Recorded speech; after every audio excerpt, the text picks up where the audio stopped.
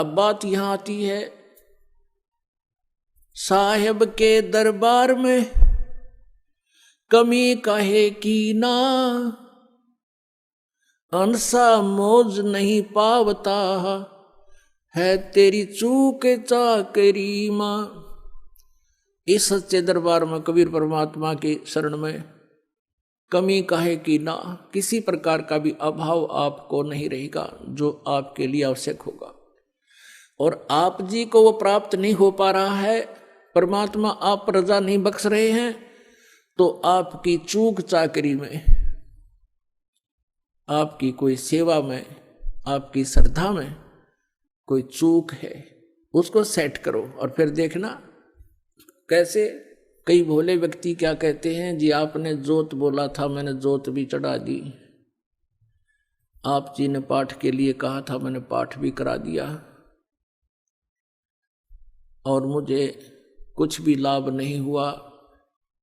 पुण्यात्माओं, ये तो हो नहीं सकता कि कुछ भी लाभ ना हो, ये तो वो कहेगा तो भी हम नहीं मान सकते। उसके कारण ये हो सकता है कि उसमें कोई मर्यादाहीनता हो, वो दूसरी बात है। फिर भी आप जी ने जैसे परमात्मा की साधना शुरू की है, कई भक्त कहते हैं हमने सतनाम भी प्राप्त हो गया है, हमने 8-9 महीने भक्ति करते भी हो गए हैं, कोई विशेष सा लाभ नहीं महसूस हो रहा। तो पुण्यात्माओं, अभी आपको बता, धीरे धीरे रे मना धीरे सब कुछ हो, माली सींचे सोगड़ा समय आए फल हो। और दूसरी बात यह है, जैसे किसी के ऊपर आपदाएं आई हैं, कोई दुखी है तो अपने पाप कर्मों से है, पिछले जन्म के पाप कर्मों के आधार से आपका प्रारब्ध बना है। वो प्रारब्ध के दुख, वो पापों का जो संकट आपके ऊपर मंडरा रहा है, आपको परेशान कर रहा है, तो उसके लिए आपको ये साधना बताई गई है, भक्ति प्रारंभ कीजिए, आप करते रहिए। जितनी भक्ति, दान, धर्म, सेवा और ये आप बढ़ाते चले जाओगे, उतना ही आपको राहत मिलती चली जाएगी। अब अनजान व्यक्ति ही ऐसी बात कर सकता है, जैसे सर्दी के मौसम में उसने कंबल ओढ़ रखा है, कंबल दे दिया गया उसको, उसने कंबल ओढ़ लिया, सर्दी से निवारण के तरीके बताए हैं कि स्वेटर पहन लो, स्वेटर से भी सर्दी फिर भी महसूस हो रही है तो जर्सी पहन लो, जर्सी से भी महसूस हो रही है तो फिर कंबल ओढ़ लो। तो पुण्यात्माओं, यदि फिर भी सर्दी महसूस हो रही है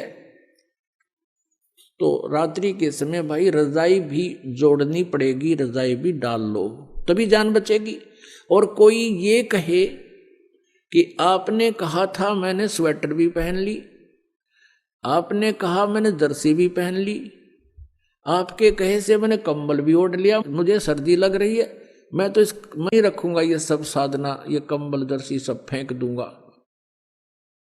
तो ये बातें महामूर्ख कर सकता है या किसी ने नशा कर रखा हो। तो ऐसी स्थिति है उस व्यक्ति की जो ये कहता है कि आप जी ने ये साधना बताई, मैं उसको भी कर रहा हूँ, ये भी बताई उसको भी कर रहा हूँ, और अभी भी मुझे पूर्ण लाभ प्राप्त नहीं हो पा रहा। तो उसके लिए वो कहता है जी फिर मैं तो नाम छोड़ दूंगा, मेरी दिल करता है मैं साधना त्याग दूं। तो साधना त्याग देने से तो फिर क्या होगा, जैसे कोई कहे मैं तो जर्सी भी निकाल के फेंक दूंगा, कंबल भी फेंक दूंगा, मुझे कोई राहत नहीं मिल रही, तो नमूनिया होकर मरेगा। फिर उसका ये कोई तरीका है उसको उतार के फेंक दूं, उसका तरीका है कि और एक कंबल और जोड़ बल के इसी तरीके से जान बचेगी। यानी भक्ति, आप अपने मंत्र का जाप और जितना भी ये हवन आदि के लिए, ज्योति के लिए जो भी आप कर सकते हो, सामर्थ्य अनुसार इसको बढ़ाते चले जाओ, इसी से आपका जीवन सुरक्षित होगा। क्योंकि जैसे आप सर्दी ज़्यादा है, कंबल ओढ़ लिया, उससे भी नहीं ठीक हो रही है, तो फिर आप एक कंबल और डालिए, उसी से बचेगी। क्योंकि जैसे आपके पाप कर्मों की सर्दी ज्यादा है, तो पुण्यात्माओं इन साधनों के करने से, यानी आपने स्वेटर भी पहन ली, जर्सी भी पहन ली, कंबल भी ओढ़ लिया, और फिर भी हाथों की उंगली और पैरों की उंगलियां भी आप अभी भी ठंडी हैं, तो कोई बात नहीं, आपकी जान बचेगी, क्योंकि सर्दी बहुत है। अब जो साधन आपको प्राप्त है ये आपकी मृत्यु नहीं होने देगा, आपकी जान बची रहेगी, धीरे धीरे सर्दी भी समाप्त हो जाएगी। तो इसी प्रकार जो साधनाएं आपको दी जाती हैं और फिर भी आपको कोई महसूस हो रहा है कि मैं बिल्कुल पूर्ण रूप से जो सही लाभ प्राप्त नहीं कर पा रहा हूं, तो ये समझना कि आपके पाप कर्मों की सर्दी अधिक है। जो साधन आपको मिल गए हैं ये आपके जीवन रक्षा करेगा, आपको हानि नहीं होने देगा। आप डरे हुए हो, आप बहुत आपदाओं से पीड़ित हो, बहुत बुरी तरह सताए हुए हो, आपको थोड़ी सी भी सर्दी, वो कर्म की जो दंड है वो अधिक महसूस होता रहेगा, लेकिन अब परमात्मा आपके भी और आपके परिवार के जीवन की रक्षा करेगा, और ये बुरे संस्कार थोड़ा बहुत प्रभाव रखेंगे, कोई दिक्कत नहीं, आपको हानि नहीं होने देगा। अब जैसे एक कारण तो ये होता है, परमात्मा ये चाहते हैं कि यदि यू आज सुखी कर दिया, यदि आज ही आपको सभी सुख कर दें, तो कल आप यहां नहीं आओगे, ठेकियां पे खड़े पाओगे शराब वालों पे, और वहां लाइन लाकर ना जाने कितनी दारू पी जाओगे। तो कहने का भाव ये है, परमात्मा कहते हैं इसे सुख के माथे पत्थर पड़ो, सुख के माथे सिला पड़ो, जिसते नाम हृदय ते जावे, और बलिहारी व दुख के जो पल पल नाम रटावे। परमात्मा कबीर जी कहते हैं कि आप यही प्रार्थना किया करो, हे भगवान ऐसा सुख ना देना जिससे आपकी भूल पड़ जावे, आपसे दूर हो जाऊं, आग लगे से सुख के, और बलिहारी उस दुख के जो आपकी याद दिलावे पल पल में।